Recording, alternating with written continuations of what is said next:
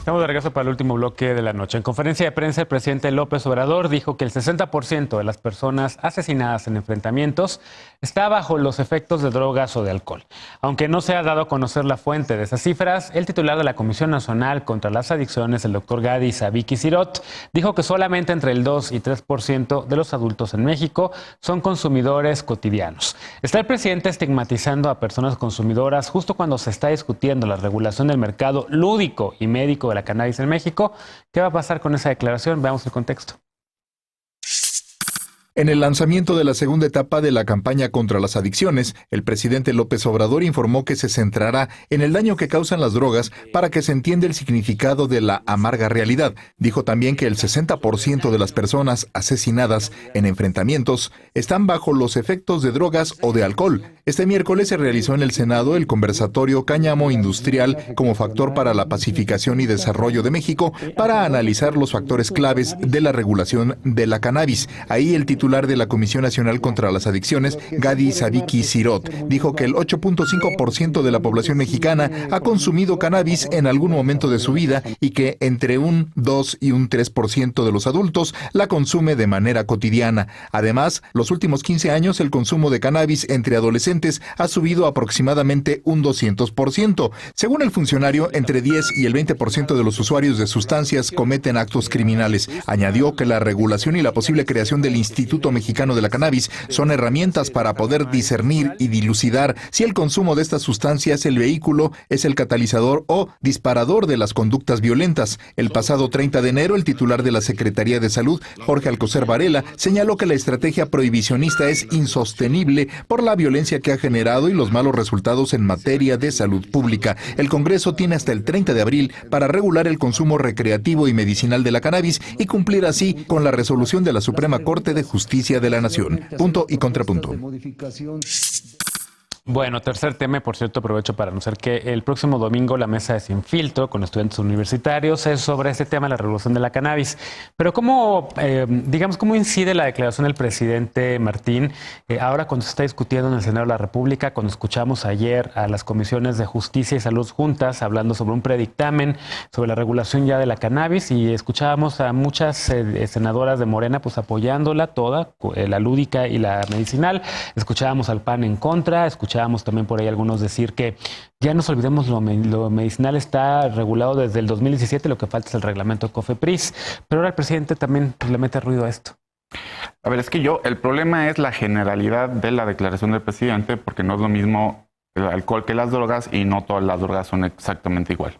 No, si me dices, hay una correlación entre violencia y alcohol, sí la hay, ¿no? Y hay muchísimos estudios de la ONU que así lo dicen, el alcohol sí te pone en un estado psicológico mucho más intempestivo, te acelera, etcétera. Ahora, como decíamos en el corte, nunca he visto a alguien pacheco violento, ¿no? O sea, la cannabis tiene el efecto totalmente contrario, ¿no? Entonces, a generalizar así, yo creo que sí.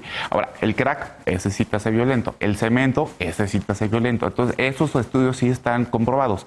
Si lo que se quiere hacer es una política pública, ¿no? Con el ciclo de la política pública para poder combatir adicciones que sí despedazan vidas, bueno, esta declaración tiene algún sentido.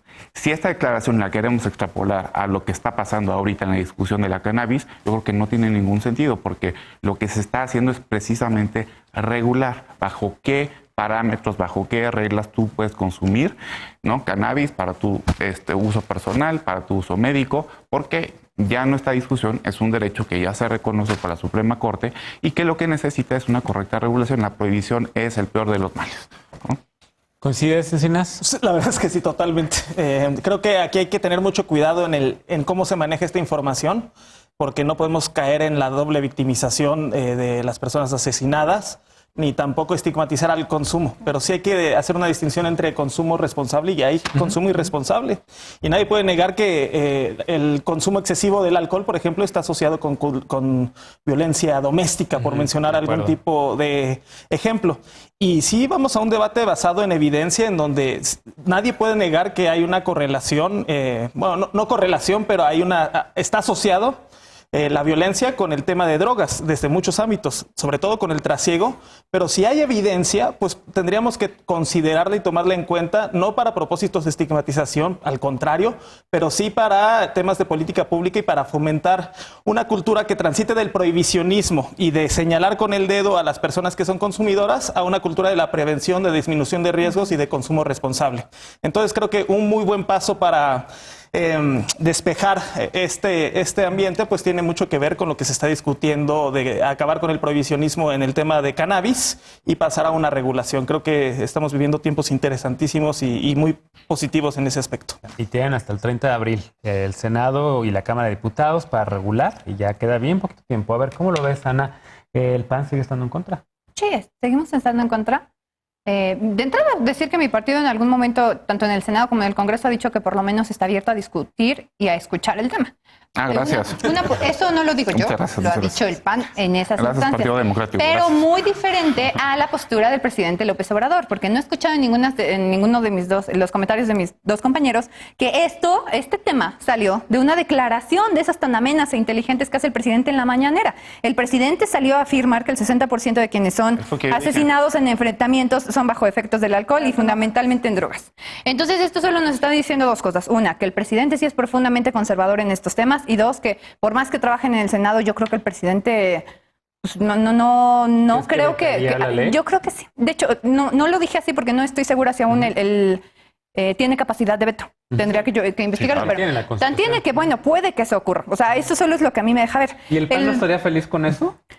Estoy más preocupada de que el presidente salga a reproducir prejuicios y que salga a decir mentiras en la mañanera, porque aquí vienen a decirme a mí que miento, pero no señalan que el presidente está mintiendo. ¿Y por qué? Me basé en Data Cívica, @Data Cívica, sacó un hilo muy interesante donde dice el presidente está reproduciendo prejuicios. ¿Por qué? Porque desconocemos sobre las condiciones en las que las personas son asesinadas en el país. Marca 8 puntos que dicen: no sabemos qué agresiones sufrieron en su homicidio, el 95% de los casos no sabemos si el homicidio estuvo relacionado con violencia familiar, no sabemos si la víctima tiene relación con el homicida, no sabemos su orientación sexual, por lo que no sabemos si son crímenes de odio, no sabemos su origen étnico, por lo que también no sabemos con qué armas son asesinadas, no tenemos como ese rango de información, por lo que tampoco sabemos si están bajo los efectos de alguna droga.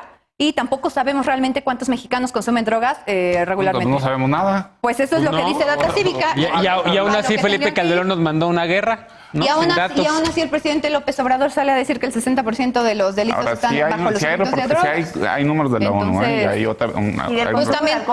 Y había una encuesta nacional de adicciones que fue suspendida en varios años, justamente en tiempos del Calderonato, cuando estábamos en media guerra, que necesitábamos datos para poder evaluar. Pero bueno. Está muy mal que el presidente salga a mí tampoco me gusta. Sin datos. Pero está mal la guerra contra el narco. No? A ver. ¿Está qué? ¿Mal la guerra contra el narco o no? No lo sé, tú responde.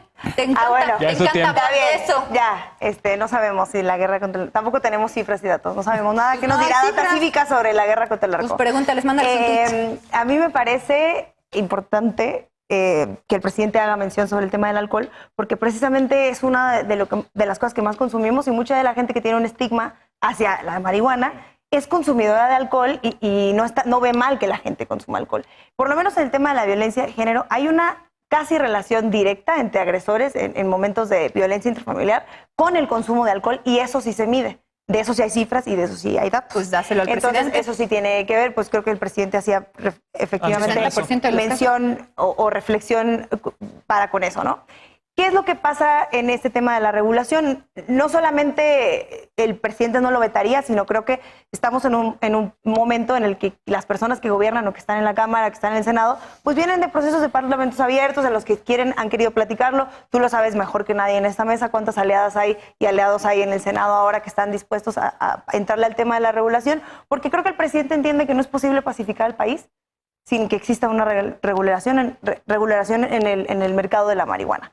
Ahora, me parece muy interesante en el anteproyecto que existe el tema de que esté regulado desde quién siembra, quién cosecha, cómo va a estar etiquetado, cómo se va a vender, que se supone que todo va a ser responsabilidad del Estado, pero que se van a otorgar 4 tipos de licencias por si es que hay personas que quieran cosechar en su casa, que todavía creo que está en gris, todavía no sabemos muy bien cómo va a funcionar. En ese tema, va a haber una suerte de instituto que vaya a ir regulando y que se va integrar de una mesa. Y hay una mesa, que es la Mesa General de Gobierno, que trae la Secretaría de Agricultura y otras secretarías que van a coadyuvar con el tema de que se haga bien, porque precisamente de esto no solo es la legalización y ya, sino una buena política pública que pueda aterrizarse y que podamos abordar el tema de la prevención, el consumo de drogas, la no estigmatización, y que además nos pueda servir porque también viene con el tema de la ley de amnistía. Decíamos, ¿cuántas personas no hay en la cárcel por tener o por haber portado menos de 500 pesos en drogas? Por lo menos en el tema de la marihuana. Ahora, en efecto está avanzando el tema, pero el colectivo Regulación por la Paz y todos los activistas y las activistas que están afuera en el plantón 420 están alertando